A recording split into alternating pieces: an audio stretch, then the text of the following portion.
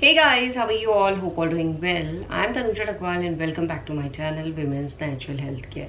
So guys, देखिए जो आपका पीरियड डेट है, अगर पीरियड डेट से 10 दिन पहले आपकी बॉडी में ये सब लक्षण महसूस हो रहे हैं जो आगे इस वीडियो में मैं आपको बताने वाली हूँ, तो आप समझ सकते हैं कि आपका सफलतापूर्वक एग फर्टिलाइज हो चुका है। यानी आज की वीडियो में मैं आपको बताऊंगी जब एग फर्टिलाइज होता है तो महिलाओं की बॉडी में सबसे पहले क्या लक्षण महसूस होते हैं। देखिए, ओव्यूलेशन के दौरान ही एग फर्टिलाइज हो सकता है, क्योंकि ओव्यूलेशन के दौरान जब अंडा बाहर निकलता है, फैलोपियन ट्यूब में जाता है और उस दौरान अगर स्पर्म भी एग से मिल जाता है तो महिलाओं का एग फर्टिलाइज हो जाता है। देखिए, एग फर्टिलाइज होने में 12 से लेकर 24 घंटे का टाइम लगता है। कुछ महिलाओं का जल्दी हो जाता है, कुछ महिलाओं का लेट होता है। कुछ महिलाओं का ओव्यूलेशन के दिन ही एग फर्टिलाइज हो जाता है और कुछ महिलाओं का नेक्स्ट डे होता है। जब भी एग फर्टिलाइज होता है तो वो एग फैलोपियन ट्यूब में ही फर्टिलाइज होता है। तो एग फर्टिलाइज होने के बाद फैलोपियन ट्यूब से मूव करता है और पहुंचता है यूट्रन लाइनिंग में। जो आपकी यूट्रन लाइनिंग बनी है, बच्चे का गद्दा तैयार हुआ है और वहाँ पे वो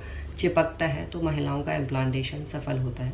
तो क्या एग फर्टिलाइज होने में महिलाओं की बॉडी में कोई सिम्टम दिखाई देता है, या इम्प्लांटेशन सफल होने के बाद ही महिलाओं की बॉडी में सिम्टम्स दिखाई देते हैं? क्योंकि एग फर्टिलाइज तो आपका ओव्यूलेशन के दिन या ओव्यूलेशन के नेक्स्ट डे ही हो जाता है। देखिए, एग फर्टिलाइज होने में भी थोड़ी बहुत चेंजेस आपकी बॉडी में दिखाई दे सकते हैं। अगर उन चेंजेस को आप नोटिस कर रहे हैं तो समझ सकते हैं कि आपका एग फर्टिलाइज हो गया। बट एग फर्टिलाइज होने के बाद प्रेगनेंसी कंसीव करने में टाइम लगता है। अगर आपको ये जानना है कि आपका एग फर्टिलाइज हुआ है या नहीं हुआ है, तो उसके लिए इन लक्षणों को अगर आप नोटिस कर रहे हैं तो आप समझ सकते हैं। जो आपका एग फर्टिलाइज होगा, जो आपका पीरियड डेट है, उससे 14 दिन पहले, 12 दिन पहले, 10 दिन पहले हो जाता है।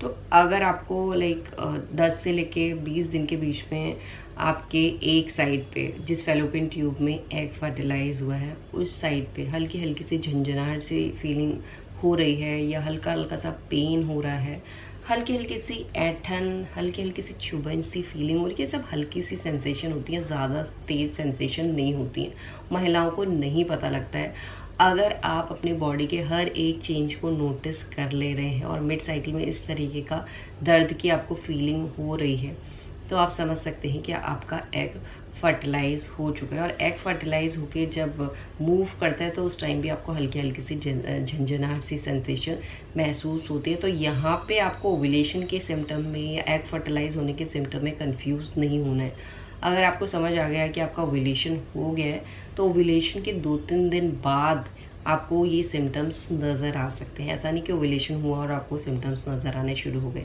क्योंकि ओव्यूलेशन के दौरान स्पर्म तो पहुंच जाएगा एग सेल तक 10 से लेकर 15 मिनट में, बस उसके बाद एग फर्टिलाइज होने में थोड़ा टाइम लगता है। और एग फर्टिलाइज होने के बाद जब वो मूव करता है, तब जाके आपको अपनी बॉडी में ये लक्षण महसूस हो सकते हैं। और इसके अलावा गाइस, ब्रेस्ट में चेंजेस आपके बहुत जल्दी नज़र आते हैं, क्योंकि ओव्यूलेशन के बाद ही हार्मोन का फ्लक्चुएशन होता है।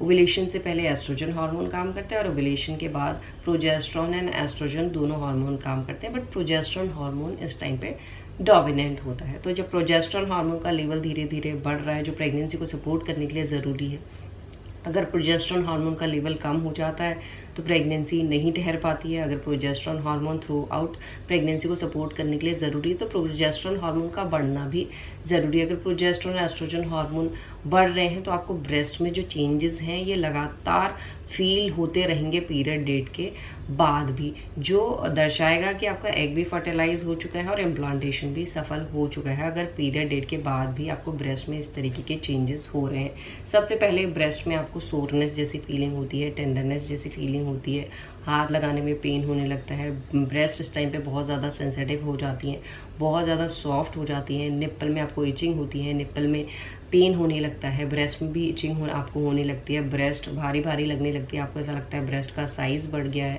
ब्रेस्ट में आपको हल्की हल्की सी गांठें महसूस होना शुरू हो जाती हैं। और इसके साथ साथ देखिए, जब आपका इम्प्लांटेशन सफल होता है उसके बाद प्रेगनेंसी हार्मोन भी बनता है, बट साथ में जो ब्लड सर्कुलेशन है वो भी 40% इंक्रीज हो जाता है, क्योंकि बच्चे की ग्रोथ सब चीज़ ये ब्लड से ही, महिलाओं के जो बच्चे को फीड होता है वो सब ब्लड से ही हो रहा होता है, चाहे वो ऑक्सीजन की सप्लाई हो, न्यूट्रिएंट की सप्लाई हो।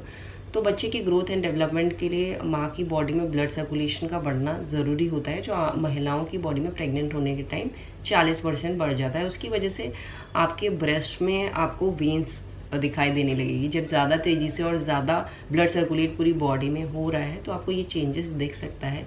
ब्रेस्ट में आपको ब्लू कलर की वेन्स विजिबल होना शुरू हो जाती है। और इसके साथ साथ आप नोटिस कर सकते हैं जो निप्पल का एरिया है या एरोला का एरिया, उसका कलर चेंज हो रहा है, क्योंकि प्रेगनेंसी में मेलानिन जो स्किन कलर को कंट्रोल करता है उसका वो इंक्रीज हो जाता है। इंक्रीज होने की वजह से आपको बहुत से बॉडी पार्ट में कलर चेंज दिखाई देगा, कलर डार्क दिखाई देगा। तो सबसे पहले ये चेंज आपको ब्रेस्ट में दिखाई देता है, निप्पल में दिखाई देता है, एरोला में दिखाई देता है, और साथ ही साथ बहुत सी महिलाओं के फेस में भी पिगमेंटेशन की शिकायत होने लगती है। अगर आपको कुछ मोल्स हैं या वॉट्स पहले से हैं तो उनका कलर भी आपको डार्क नजर आएगा। ये सब चीज़ें प्रेगनेंसी की वजह से ही हो रही होती हैं, जो दर्शाती हैं कि आपका एग भी फर्टिलाइज हो चुका है, इम्प्लांटेशन भी सफल हो चुका है। इसी तरीके से आप समझ सकते हैं कि आपको प्रेगनेंसी कंसीव हुई है या नहीं हुई है। यही आज का वीडियो। होप करती हूँ ये वीडियो आप लोगों को पसंद आएगा। Thanks for watching this video. Will see you soon my next video. Till then.